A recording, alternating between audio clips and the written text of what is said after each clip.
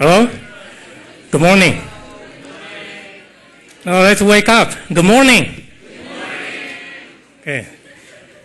Okay, it is an honor for me to introduce Professor Larry Goldstein from the Department of Cellular and Molecular Medicine. He is a director of the UC San Diego Stem Cell Program.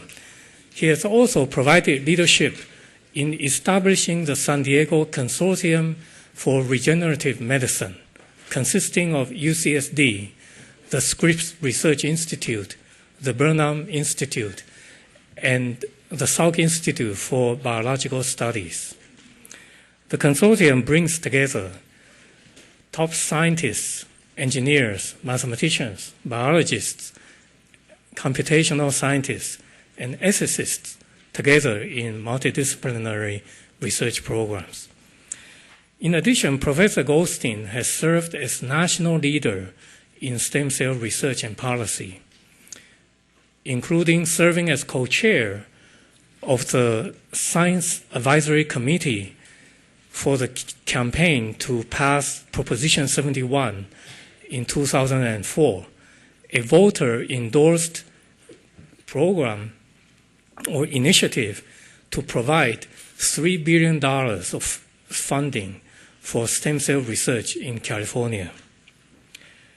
So in support of stem cell research funding, he has appeared on numerous occasions in front of the California legislature and the United States Congress and Senate. So I don't think that he will be nervous in speaking to 150 high school students, as I am. So Professor Goldstein is an alumnus of UC San Diego, obtaining his Bachelor of Arts degree in biology and genetics. Then he obtained his Ph.D. from the University of Washington in Seattle in genetics.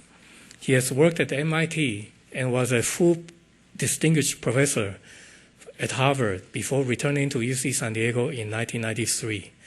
He has received numerous awards, including an American Cancer Society Research Faculty Award. So he will talk to us today about developing tomorrow's medical treatment through stem cells. So let us give him a warm welcome.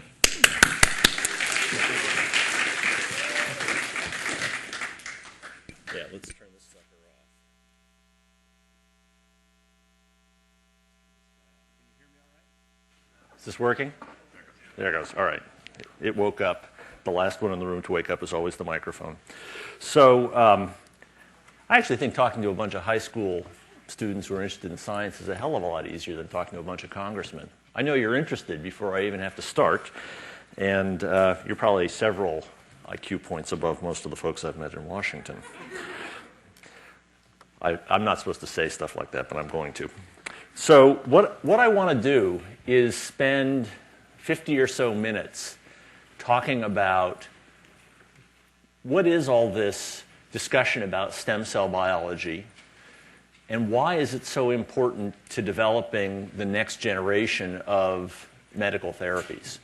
And I'll do that in two chunks, more or less. The first chunk, I'll talk about what are stem cells and why do we care. And then in the second chunk, I'll talk about some of the applications of stem cell biology to medicine and both the promise and some of the hurdles we're going to have to get past. The message I hope you'll take away is not just that stem cells are cool, but that we need every one of you in this room to devote your careers to trying to further this science. I'm about at the end of my rope. I'm going to retire and move to Honolulu at some point here. And the next generation, which is you guys, are going to have to pick up the mantle and solve all of the problems that I'm not smart enough to solve, but I'll leave you with.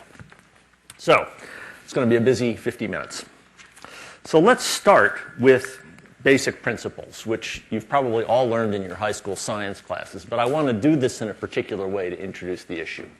And that is, you learned that cells are the functional unit of our body. They're like small businesses. They all make special products or they have special functions, and we talk about them as being different from each other or differentiated, right?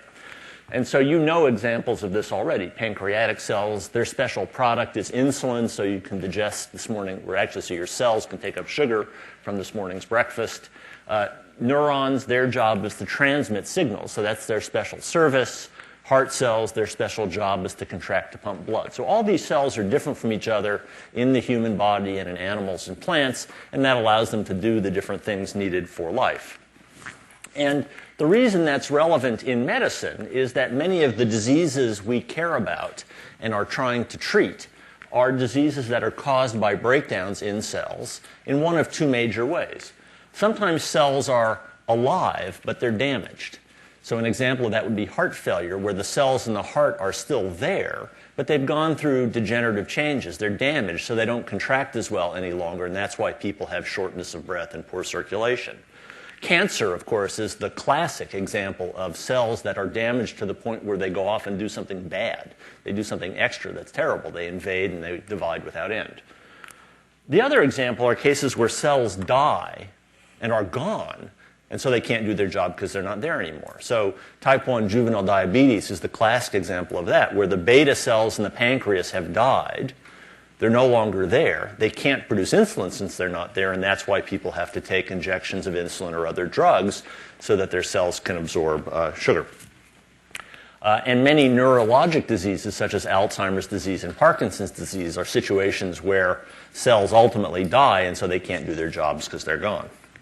So if you look at the list of diseases you can think about in this way, it's the list of all the big killers in American society and societies around the world, in fact, ranging from diabetes and spinal cord injury through heart failure, Alzheimer's, Parkinson's, blindness, muscular dystrophy, kidney and liver disease, and cancer. So that's a big list of diseases that you can think about in this way. So the question then is, what do stem cells have to do with that set of problems? And to start, it's always worth starting with a definition. So if you followed the stem cell science in the news media and on TV, you've probably noticed that the lack of precision is glaring on occasion. And so let's start with the simplest way of thinking about this problem. Now, what you learned in your biology classes is that when one cell divides to give rise to two cells, what do we know about those two cells? Any guesses? They're identical? They're identical, huh? Charles, would you come up here for a second? I'm going to do a demonstration. So let's suppose that every time one cell divided to give rise to two, all the cells were identical. Does this man look as though he's composed of identical cells? Hair cells, eye cells, skin cells, heart cells, nerve cells. The cells aren't all identical, are they?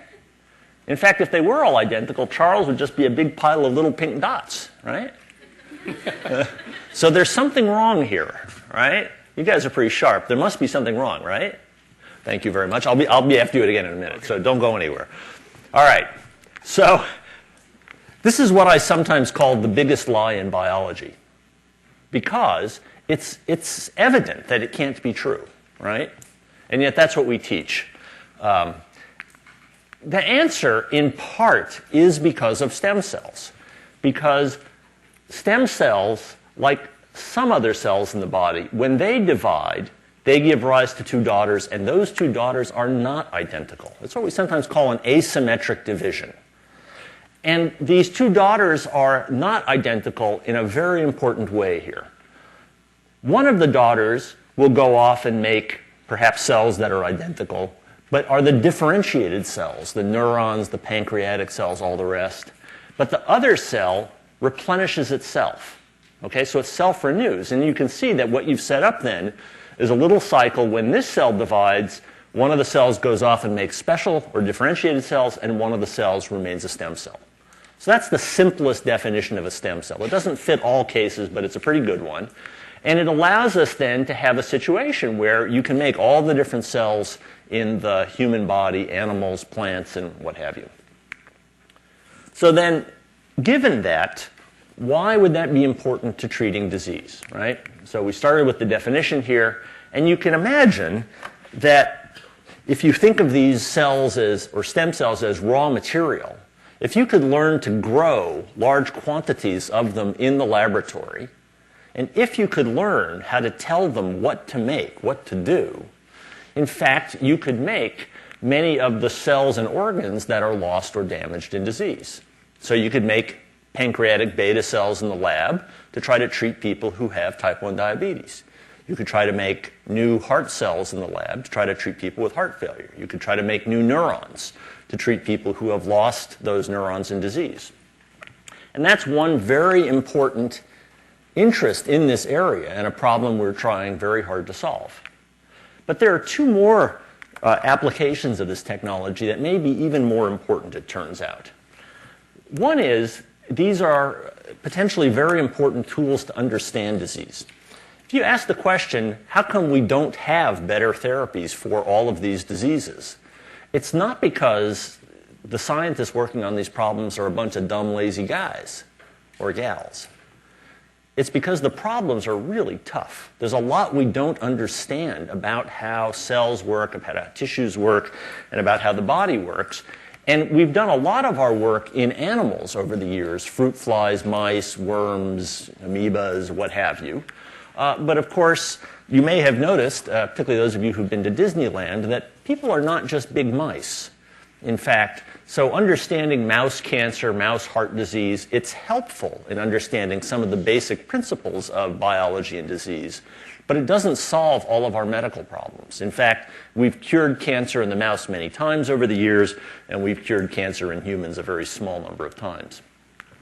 Now, the other issue is that these cells may provide very important ways to test and develop new drugs. Because the way we develop drugs currently is we test them in animals again before we test them on people. But of course that makes sense. You know, if I go back to the lab and I discover some interesting chemical and I say, Charles, I think this is going to treat, whatever your favorite disease is, why don't you sign up and we'll start treating you? You can see that there's some problems there, right? It might kill him, it might not make it better. We want to have some tests, right? And so again, we test things in animals, but things that are safe and effective in mice are not necessarily safe and effective in Charles. So the hope is to have, reagent-grade human cells on the shelf, human liver, human neuron, human heart, human kidney, to test drugs on and see, are they toxic, do they make things better, or what have you, before we go to the expense of putting them in live human volunteers. And so this is what we sometimes call an enabling technology. An enabling technology just is something where it's a new tool. Right? Yesterday I didn't have a screwdriver, and so I was taking apart my automobile engine with a hammer. Today I have a screwdriver and I can do a much better job, and in fact I might even be able to put the pieces back together and learn something. So that's what stem cells are broadly. Those are the kinds of things we hope to be able to do. And now comes the issue of what can different cells do? We can talk about different types of what I would refer to as cellular potency. Potency is just really the same thing as potential, right? The root, the ability to do something. And we can talk about totipotent cells. Potent is, again, potential, the same root. Toti is, the root is total, all. So cells that are totipotent, such as the zygote at the beginning of human and animal development formed at fertilization, that cell has the ability to make every single cell type in the adult, the fetus, the embryo, the placenta, all that stuff. There are also, later in development, so-called pluripotent cells, or stem cells, as we'll see. This is what embryonic stem cells are. Potent, again, potential. Pluri is many, but not all. Same root as plural. I mean, these Latinate words are just words that we invent to keep people in the dark about what we're really doing over in those buildings. But they're all based on simple ideas. And these cells can replenish themselves. In normal development, pluripotent cells can make most of the cell types of the adult, but they can't make all the cell types needed to establish a pregnancy, as you'll see in a moment. So they can't make the placenta or the cord or things like that. And then later in development, we find so-called adult or tissue stem cells, which I'll talk about in a minute. These are cells that are often multipotent. They're sometimes erroneously referred to as pluripotent. The language kind of breaks down here, unfortunately. But in adults, generally, these are stem cells that can make more of themselves, and they have limited abilities. So, for example, the blood-forming stem cells can make cells of the bloodstream and the immune system, but as we'll talk about in a moment, they can't make brain cells or heart or liver or things like that. And this theme, as you go from early in development to later in development, where we get progressive reductions in the breadth of ability, is something that we see in most organisms. Okay, so where do these cells come from? So let me remind you that human and animal reproduction begins when a sperm cell and an egg cell or oocyte find each other at fertilization, giving rise to the cell we just talked about, the zygote, which is totipotent. And then after a few days of cell growth and cell division, we get what's called a blastocyst. It's another one of those terrible words we've invented to describe this thing. It just means, or this structure is just a little hollow ball of cells. It's got about 200 cells in it. You can just see it without a microscope. It's about the size of a pinpoint on a piece of paper.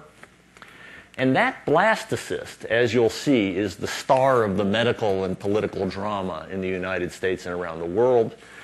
It's composed effectively of two kinds of cells. These cells on the outer surface, it's like the outside of a tennis ball, right? Those cells will ultimately make the placenta and the umbilical cord. And then those cells in the center here, those cells are actually pluripotent. They're going to make the entire adult and fetus and then adult. So they'll make all the tissues of the adult organism. And what happens is that the blastocyst will move into the uterus or womb, and then it fuses with the uterine wall in a process called implantation. And that's when a pregnancy really starts, giving rise to a fetus and then an adult or baby, depending on what species we're talking about. Now, if we look in fetal tissues or adult tissues, we find in almost every tissue so-called adult or tissue stem cells. Now, these cells are very important in the life of adult organisms, in particular humans. And the example I'd give you is, you've probably read that 90% of household dust is actually human skin that's been shed. You guys ever hear that statistic? In my house, that's actually not true. It's dog hair is 90%, and then the other 10% is human skin. But you got to figure, if you're losing all that skin every day, where's the new skin coming from, right? You have to be making new stuff. And it's because there are so-called skin stem cells in adult skin that replenish the skin that you're constantly shedding. In the gut, there's a similar population of cells. There are stem cells in the liver, and there are actually some stem cells in the brain that make certain parts of the brain throughout adult life.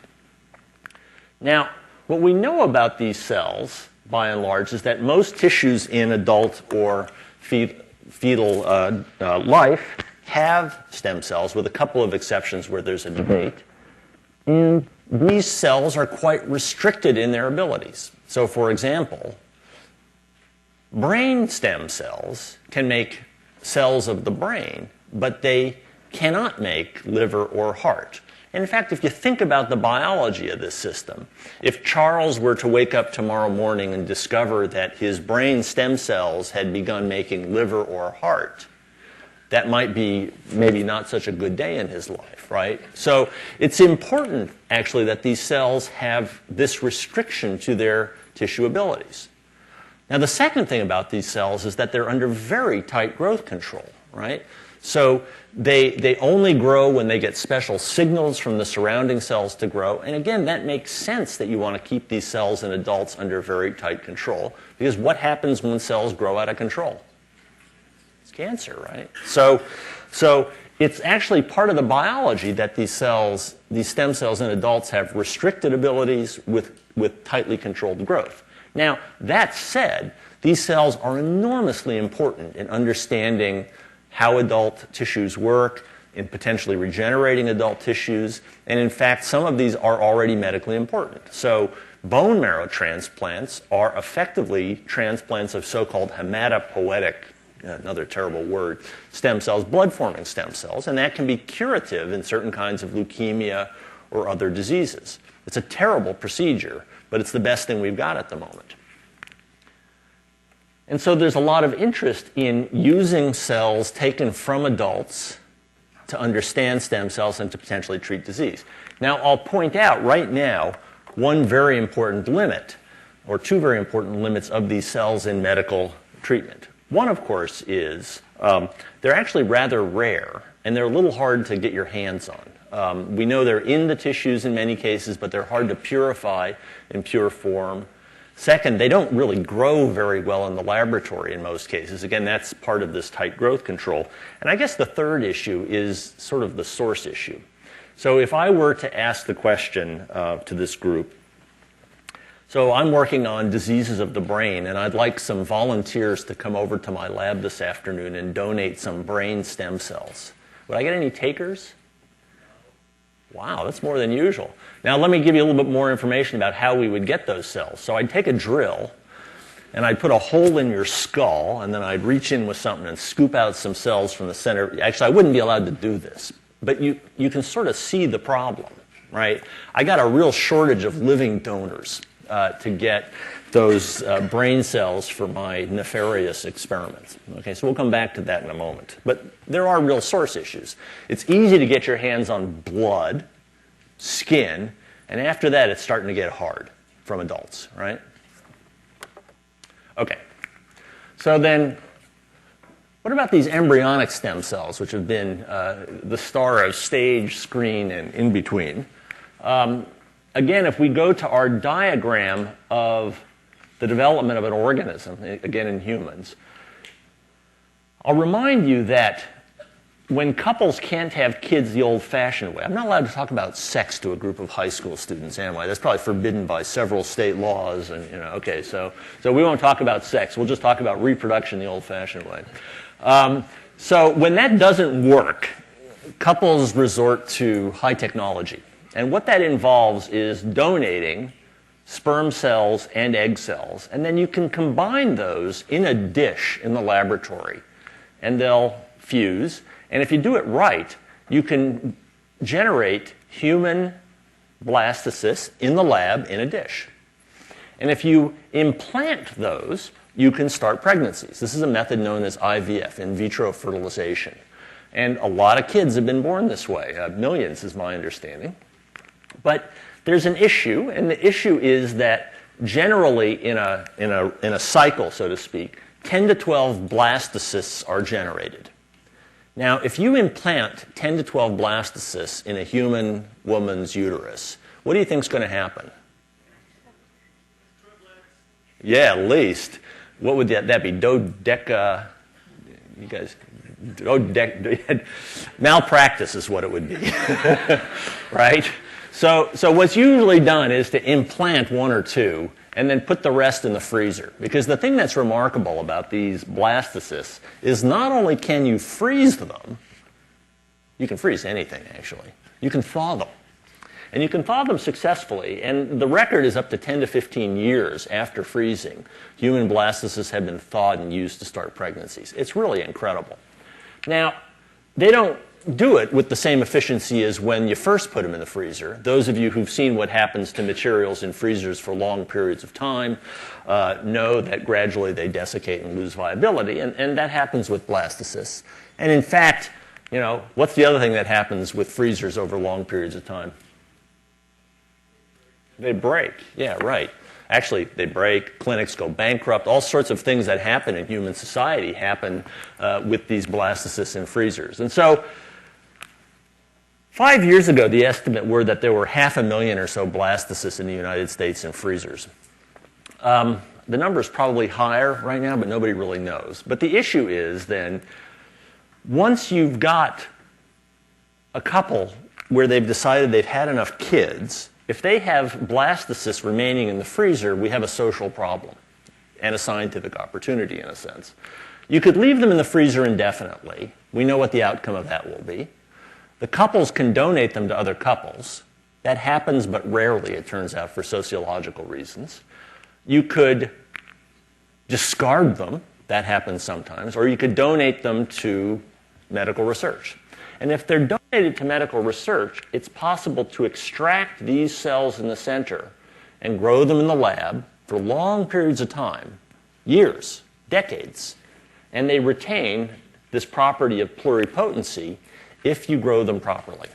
So they retain the ability to make any cell type in the adult, as near as we can tell, and you can make buckets of them, which is good, because if you're thinking about treating diseases, humans are big animals, right? It's not like making a few for a mouse. So what do we know about these cells? Well, we know that they're really pluripotent. They'll make all these different cell types. In fact, in the mouse version of these cells, we can make an entire mouse.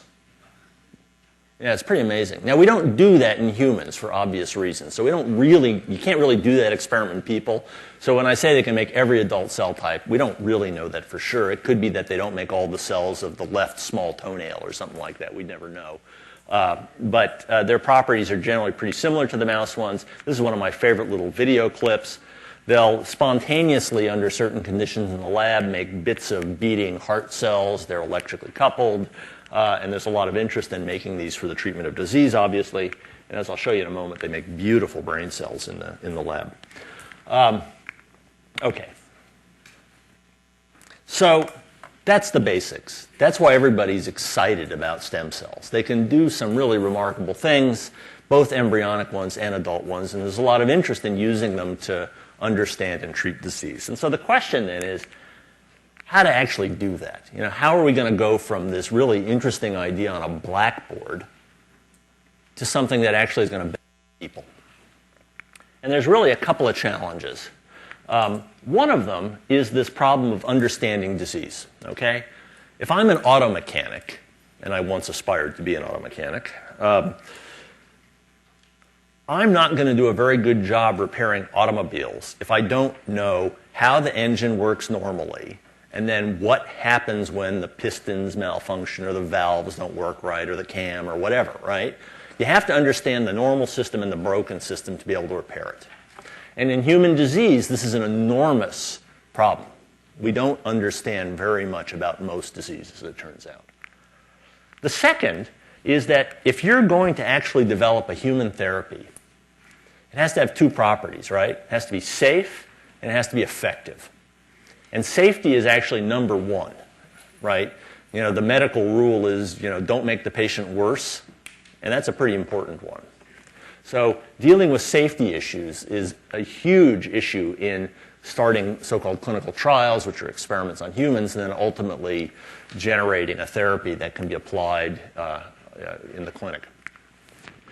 And then the third is sort of an interesting one, and that has to do with communication.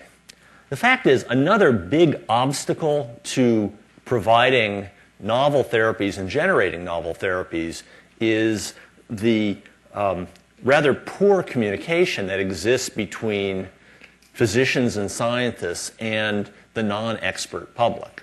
That's nobody's fault. It's just a problem. And we'll talk a little bit about how that problem can end up hurting people and why that then is a barrier to actually generating better therapies. So we'll come to that in a moment. Okay, so let's talk about understanding disease. And I just want to give you a couple of examples that are maybe a little counterintuitive, but explain why this problem is so tough. So the first one is, if we go to the example of cell therapy, where the idea is, let's take a person who has a disease where the cells have died, and then let's replace the missing cells, and then we'll have cured them, and we all go home and we're rich and famous, right? So that's the easiest possible example to think about.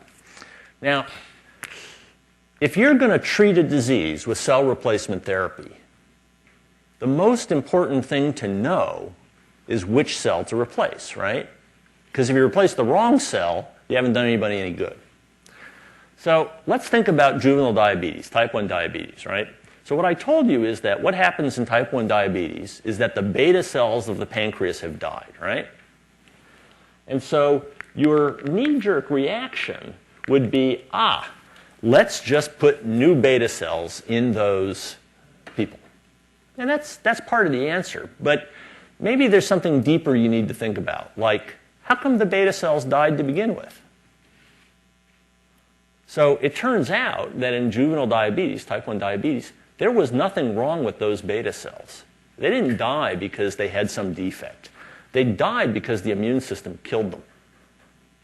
And so if you just put new beta cells back in people who have type 1 diabetes, the immune system is just going to kill them again, right?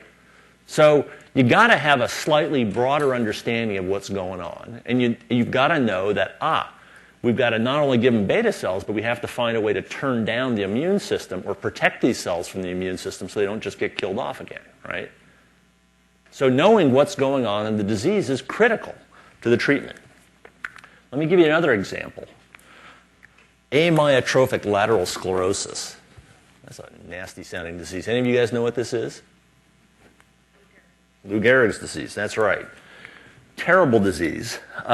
It's known because of the ball player, Lou Gehrig, who basically never missed a baseball game in a very long and successful career. And this disease actually ended his career and killed him fairly quickly after its diagnosis, which is a pretty typical course. Now, what happens in this disease begins at about 40 to 70 years of age, midlife, starts with painless muscle weakness. Gehrig was still playing, and he noticed that he wasn't making it to first base as fast as he used to, and his golf game suffered also. And what happens in the disease is that the brain cells, the neurons that control voluntary muscle contraction, they die. So the so-called motor neurons, they die, and we don't know why. Typically, from diagnosis to death is 3 to 5 years. Some aggressive forms will kill a patient in 1 year or less. And there's only one approved drug for use in this disease, and that drug barely does anything. Terrible problem. And it's a relatively common disease. So we've been trying to understand this disease. And so, again, if you're thinking about treating a disease like this with cell replacement therapy, your initial reaction would be, let's replace the motor neurons, right? That would be the fix here. But the question is, would that really be the right solution? Because, of course, every cell in the human body isn't just floating around in liquid, right, like it does in the lab. It's living in an environment where it's touching other cells. And so the motor neurons, that's a little diagram of a muscle. This is an ancient picture. But the motor neurons, they make an electrical contact with the muscle cells, but the other end of those motor neurons is up in the spinal cord, where they're surrounded by all the other cells in the spinal cord, so-called glia cells, microglia, astrocytes, interneurons, descending neurons, big complicated environment. It's a neighborhood, in fact.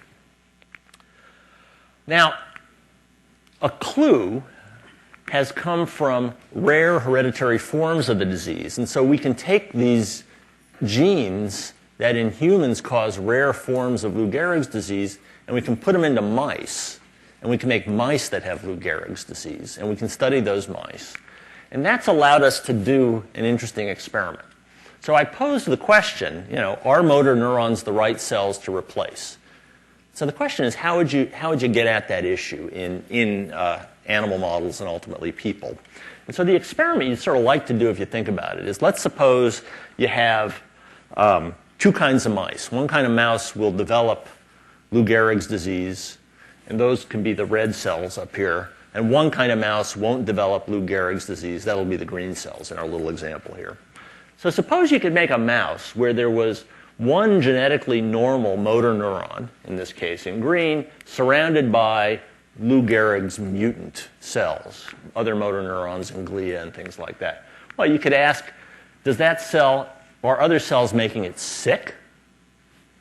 And will they kill it? You could do the converse experiment, which might be interesting for thinking about therapy. What if you had one Lou Gehrig's mutant motor neuron surrounded by normal cells? Would those normal cells rescue it? Would they protect it if you put it in a normal environment? In essence, you're asking which cells are at fault in the disease, and you're trying to take the disease apart cell by cell. So the question is, how would you do an experiment like that? Okay? Now, most mice, like humans, have two parents, right? Two biological parents. But it turns out there are tricks in the lab we can use to make mice with 4 parents, 6 parents, 8 parents, believe it or not. And it's a pretty simple. So what you do is, let's suppose again, I'm going to switch the colors, sorry, white and black this time. Suppose I have white mice and they don't get Lou Gehrig's disease, and I can isolate embryos from those mice. And then I have other mice, they have black fur. They get Lou Gehrig's disease, okay? And I can isolate embryos from those. I can fuse those embryos in the lab in a dish, and then I can put them back into a female mouse and start pregnancies with these things. And they'll make all these mice that have mixtures of black and white fur. The black cells came from the embryo that would have developed Lou Gehrig's disease. The white fur comes from the embryo that would not have developed Lou Gehrig's disease. And I can mark these cells with little molecular tricks so I can figure out in the spinal cord which cells are which. All right? And so that lets me do that experiment. I can look at what happens when Lou Gehrig cells are surrounded by normal cells and vice versa. And when we do that, and we've done a lot of this now, you'll learn something really interesting. And that is, even though it's the motor neurons that are, whoops, yeah, I used the wrong slide here. Well, even though we know it's the motor neurons that die, we've learned that the surrounding cells are very important. They can either make normal motor neurons sick, or they can keep diseased motor neurons from dying. And the reason that's good is, first of all, it puts us on the right track. And second, in humans, motor neurons are very large cells. They can be a yard long in some cases for the motor neurons that talk to the muscles in my toes. And if you think about having to rewire these very long cells, it's a really tough problem. Whereas introducing other cells into the spinal cord is actually relatively straightforward. I use relatively. Spinal cord surgery is still not a trivial issue. But compared to rewiring the entire peripheral nervous system, it's a much more straightforward goal.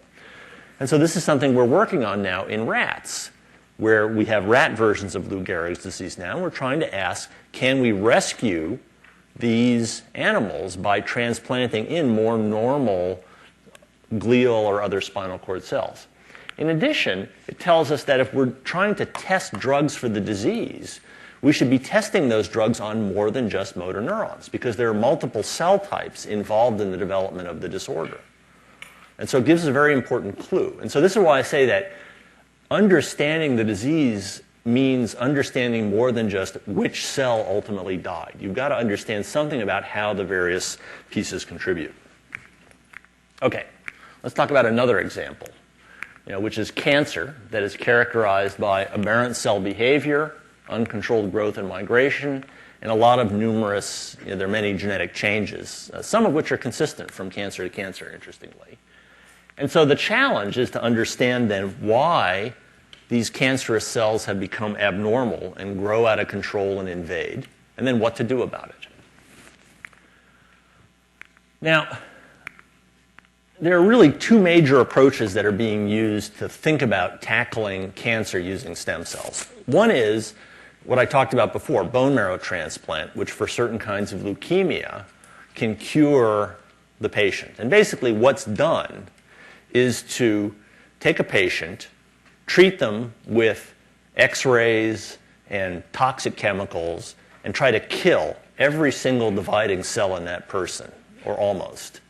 And then keep them from dying by putting new bone marrow in, which gives rise to a new immune system and keeps them from dying. It is a terrible treatment. On the other hand, it can cure people. The problem is we can't always find appropriate bone marrow donors. And so if we had a limitless supply of bone marrow and we could control it, we could treat many more people than we currently can treat. And this is one major area of interest, particularly for blood cancers like leukemias. Now, the other one is a bit unusual. And it has to do with an idea that's been developing in the past couple of years about so-called cancer stem cells, which you've probably, again, heard about in the newspaper, but are sometimes not well explained. We're not talking about stem cells that have turned into cancers. Instead, what we're talking about is an idea that suggests that you can think about a cancer as being like a tissue. That is, there are differentiated cells of the cancer that are invading and doing things, but there are also stem cells in the cancer that replenish themselves and generate the other cells of the cancer that invade. And the example that one of my oncologist friends like to use is, think about it like an anthill, right? There's all those ants out parading around, right? And you can kill off all those ants you want. But if you really want to get rid of the ants, what do you got to do? Kill the queen? Did somebody say that? Yeah. You got to kill the queen, right? And so same thing in the cancers, we think. There may be cells like the queen ant that just keep giving rise to these new cells.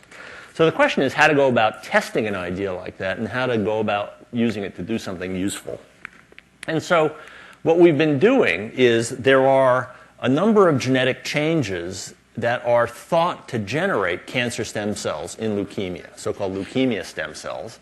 And so what we're doing is trying to test that idea by taking those defined genetic changes and then putting them in human embryonic stem cells and then putting them back into mice and asking, can we generate leukemias in mice?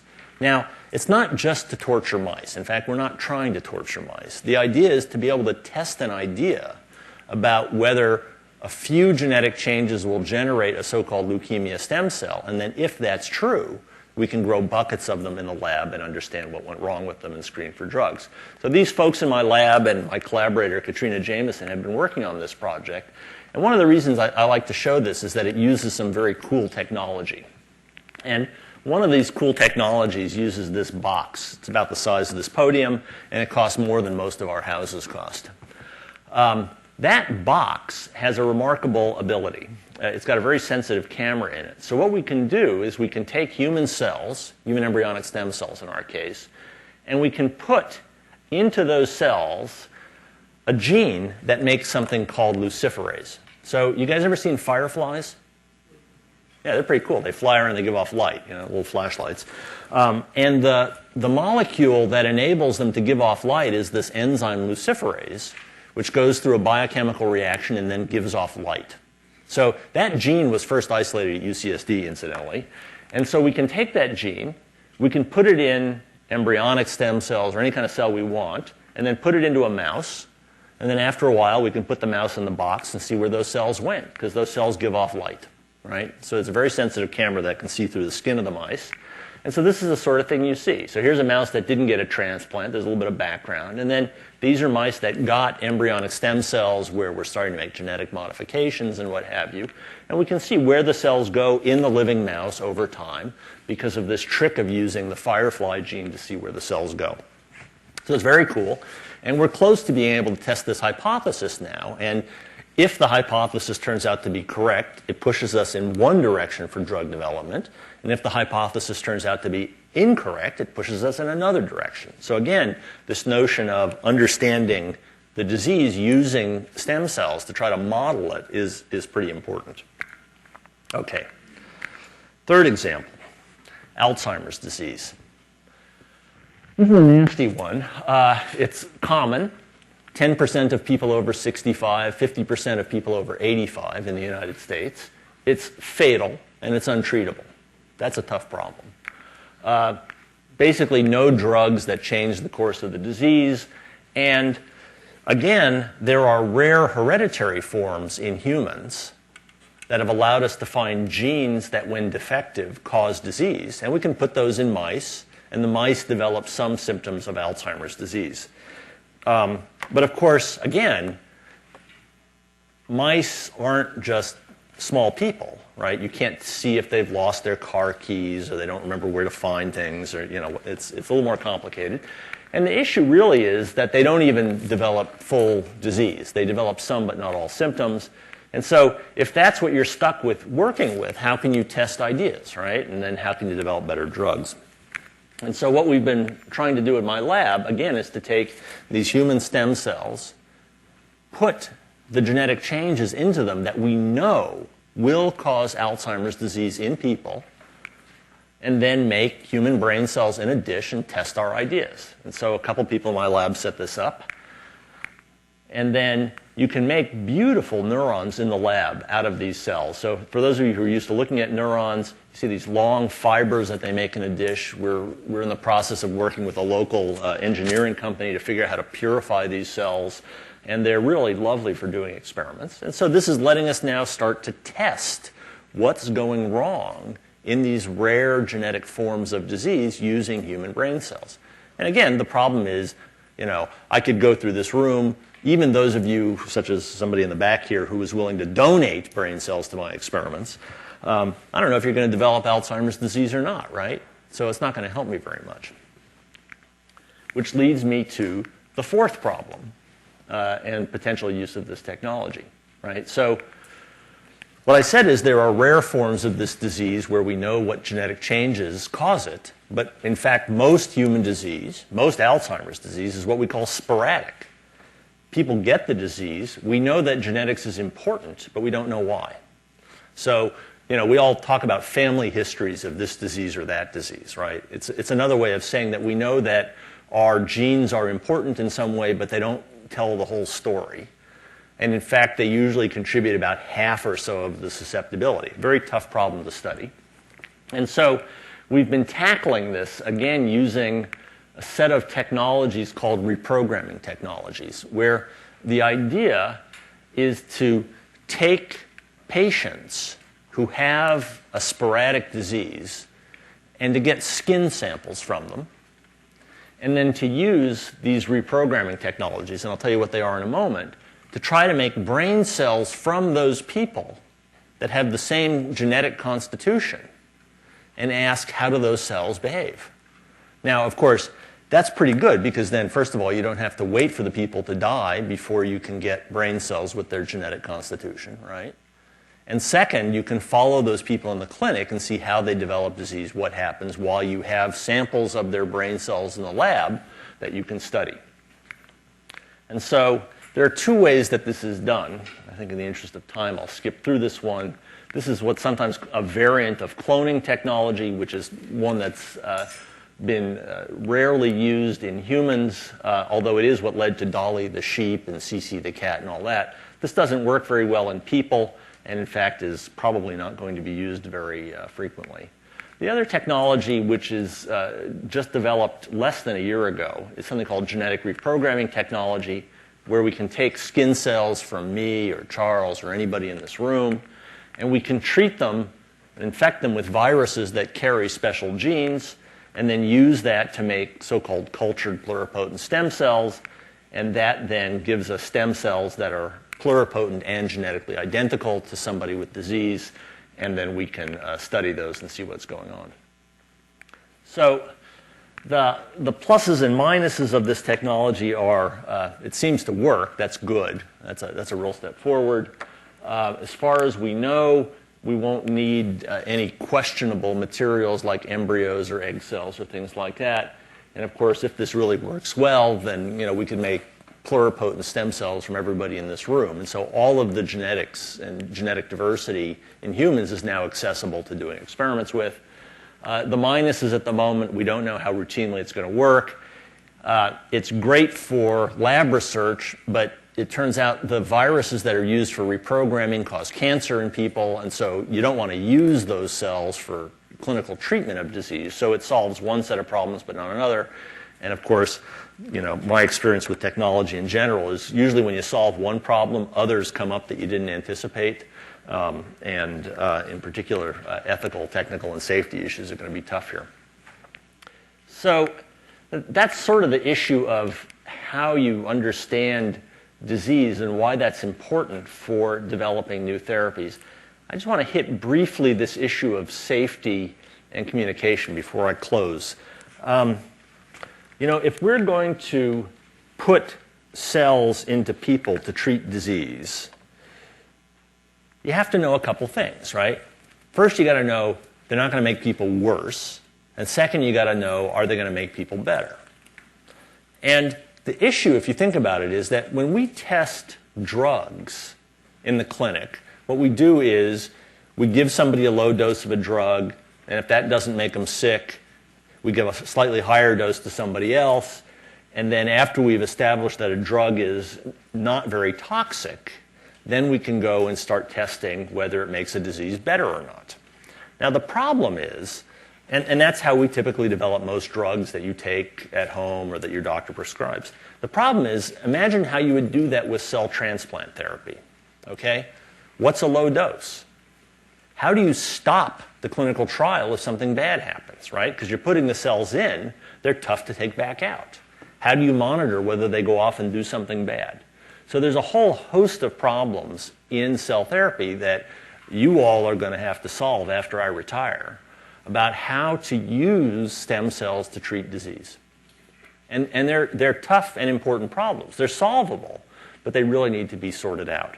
And of course, you can see that choosing the right disease to do early stage trials with is going to be critical, right? If you have a choice between an experimental therapy on somebody who has a disease like Lou Gehrig's disease and who's going to die in a year versus treating a 15-year-old kid with type 1 diabetes who potentially has to live with your treatment for 50 years, which is the better risk profile to start therapy development? Obviously it's the person with the fatal disease. So that's one really big issue. Now the other big issue is what usually happens in any new area of medical therapy development is that the minute a discovery is made in the scientific community, what's the right way to put this? Charlatans around the world spring up offering that discovery as a treatment. Okay? So with stem cells, for example, there are websites in Thailand that tell you that you can go to Thailand, you can give them a lot of money, and they will cure you of your heart disease with stem cells. You can cross the border into Tijuana, and there are clinics down there. There are clinics all over the world that offer, quote, stem cell cures and treatments for disease, even though the professional community knows that these things are at the very earliest stages of development. And the problem, of course, is that many people who have untreatable diseases will go and try these things because we don't have anything to offer them in the conventional medical establishment by and large. But often these people end up paying large amounts of money for things that we have no idea if they work. We have no idea how they're even being treated because they're in unregulated environments.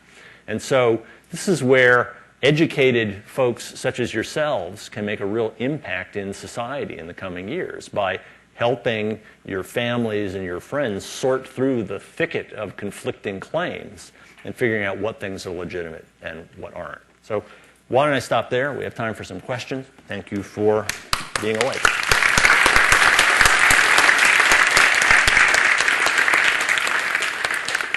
Thank you very much for a very informative and inspiring talk. So now we have time for some questions. Anyone?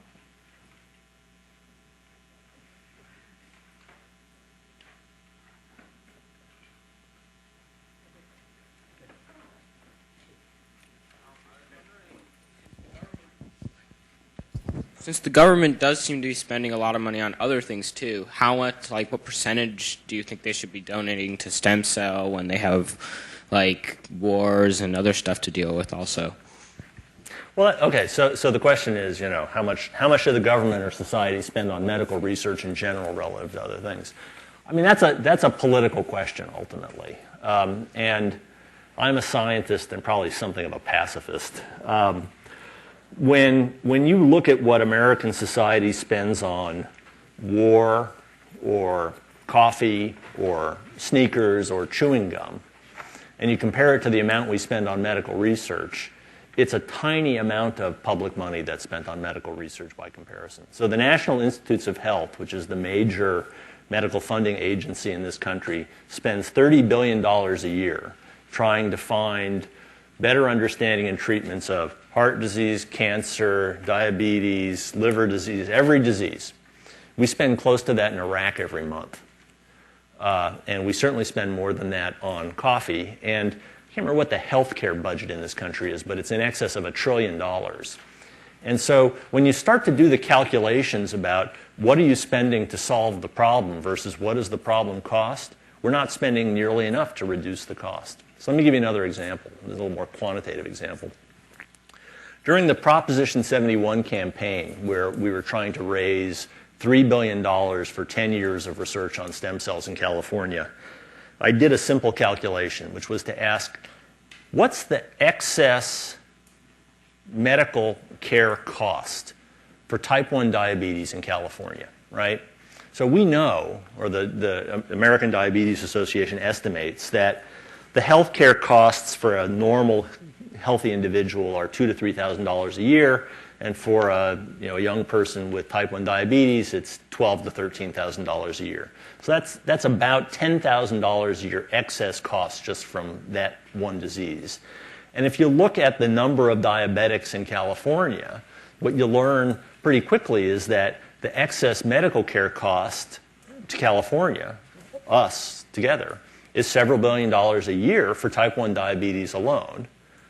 And we're proposing to spend a fraction of that on the development of understanding and treatment for that disease. So in the long run, it really makes a lot of sense to invest in these things. We know from, again, past economic analyses that the public investment in scientific research has about a 20 to 25% annual return on investment. I'd challenge you to find that in an interest-bearing account anywhere. It's just that it's so easy in any political environment to cut today's costs because you don't properly estimate what the return is in future years. But it's a political answer to a political question. I'm sure you could find somebody who would give you exactly the opposite view. It's just that mine's right.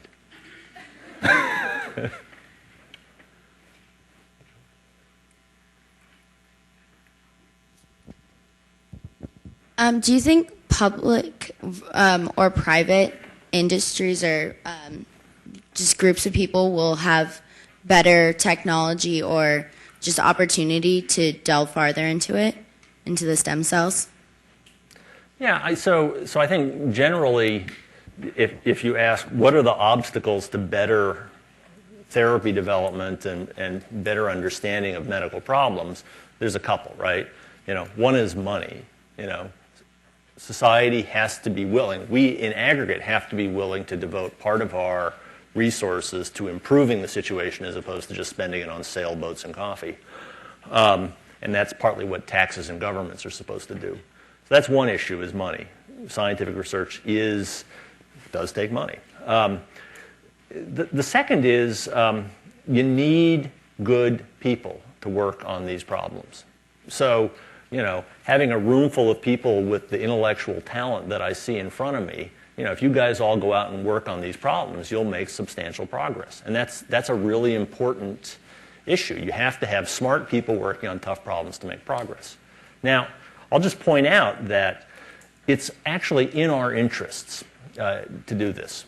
And so for example, if you think about the American economy, and you ask, what will America produce or California produce that the rest of the world will want to buy so that we can have incomes and buy the things we want to buy, right? So cheap labor isn't going to do it. Raise your hand if you want a job doing manual labor for $5 an hour for the rest of your life. Oh, yeah. Come to my house tomorrow. I got a gardening job for you. Now, the rest of you probably would like to have somewhat better jobs. And so cheap labor isn't going to do it, right? You're going to want to have jobs where you use your brains. Because what we ultimately can do in this country is invent things or solve problems that we then solve for the rest of the world, right? And so this is where public investment in science or private investment in science really makes a difference for all of us. So those are the obstacles.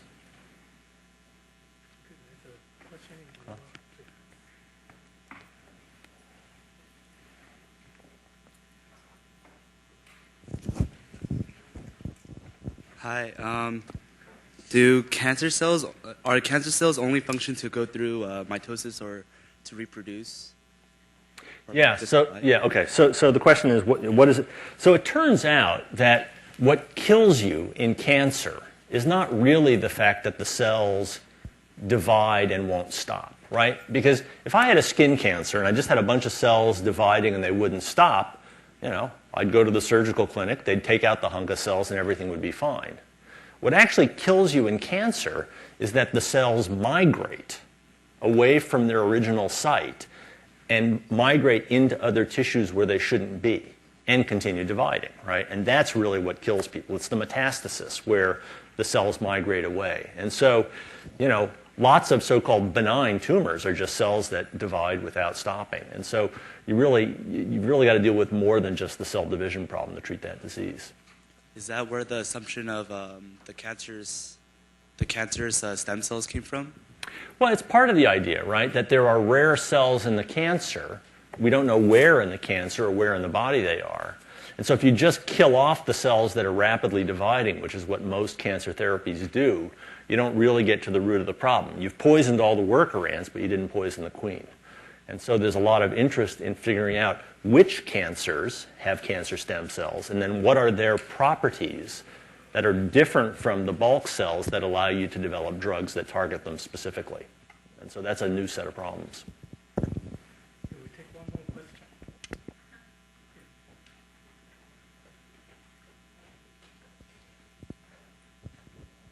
Okay, when you test drugs on stem cells, do you grow the entire organ or just a few cells, like 3 or 4, and test the drugs on that? Yeah, so the question is, how would you go about testing drugs? So at the moment, we're still inventing how to do this, right? So I don't have an easy answer for you. And I think the answer depends a little bit on where we are moving forward, right? So the way I think about it is, in the coming 1 to 3 years, it's going to be reasonable to purify different types of cells that have been generated from stem cells in the lab, so purified liver cells or purified kidney cells.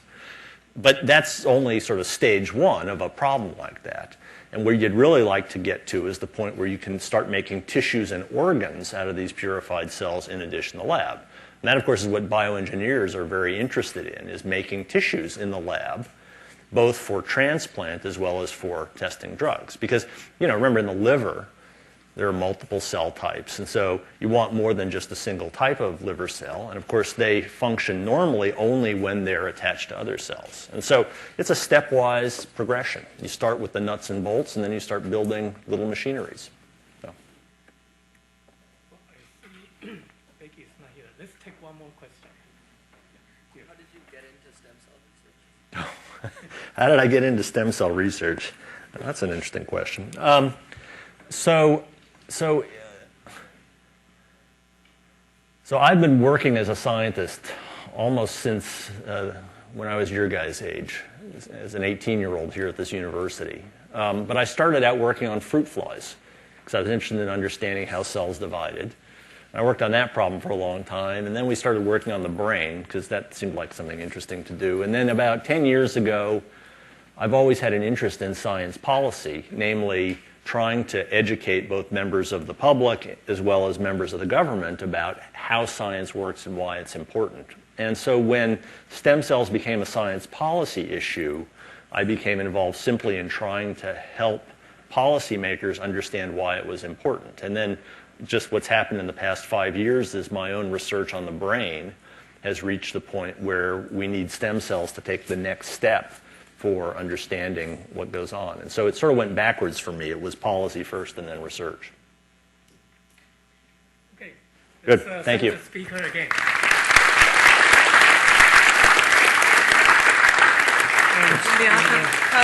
Appreciation. On behalf of Cosmos, I'd like to thank you. give you one of our shirts. Oh, fantastic. I always need clothing. Yes. Thank you very much. Thank you. Yeah. Oh, not particularly.